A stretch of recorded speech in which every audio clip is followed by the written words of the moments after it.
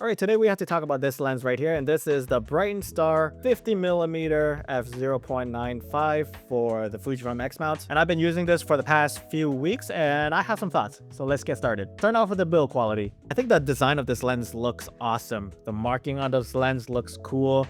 The aperture ring, it has a clicked aperture. And the 50mm focal length on an APS-C lens is about a 75mm full frame equivalent. Now, this makes this lens especially great for portraits. It has a lens hood installed in this lens, so you can actually just pull it up and down. If I can do it. There we go. Do you see that? Push down, push back up.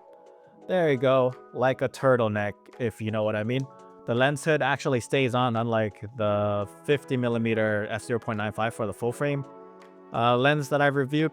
This one was a little sloppy on that, so they fixed it on this lens right here. And at the back of the lens, there's no digital contacts because it is a manual focusing lens, and there is no rubber gasket seal at the back, so it's not weather sealed, guys. Overall, though, I really like the way this lens is built. It's like it's a nice solid piece of glass right here, and it just feels very, very good. However, its impressive build quality matches the image quality. I was shooting this wide open at f0.95, and shooting this at f0.95, you do see some great center sharpness, especially on my Fujifilm XS20 with the 26 megapixel sensor.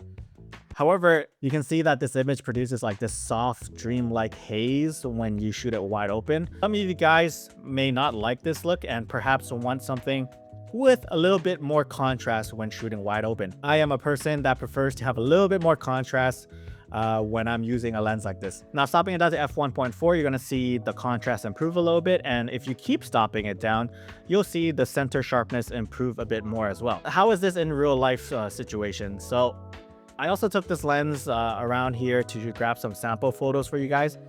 And I shot everything in almost at f0.95. And I do see this, like, again, this lack of contrast at f0.95. It's not something that I like. Like, it's not my taste. The bokeh at f0.95, though, is insane. It just melts away like butter. The bokeh looks really nice and really soft and very dreamy. So if you guys like that, this lens has got it. But again, if I were to use this lens, I wouldn't be shooting this lens at f0.95 unless I have to, like low light situations. And at f0.95, you're going to see a lot of purple fringing as well, a lot of ghosting. With this shot right here, I probably stopped it down to like f4 or f8, and you can still see a little bit of chromatic aberrations and some purple fringing going on. When I was using this to shoot portraits, I thought the photos turned out pretty decent. This focal length is one that I'm not used to, but I really do enjoy this focal length.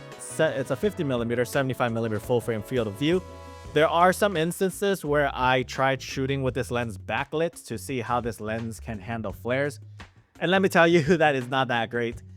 You can try to use it for, like, for certain situations, but for the most part, I'm not a fan of how it flares and how it looks when you shoot backlight. It almost washes the entire image out, so I did not like that. And like I said, I wouldn't be using this lens to shoot wide open, even though it's an f0.95 lens, and an f0.95 lens deserves to be shot wide open. However, I just think that the contrast isn't up to my liking. If it was a little bit contrastier, this would have been a home run for me, because what you get out of this lens doesn't match what you get out of the 35mm f0.95 from the Brightin.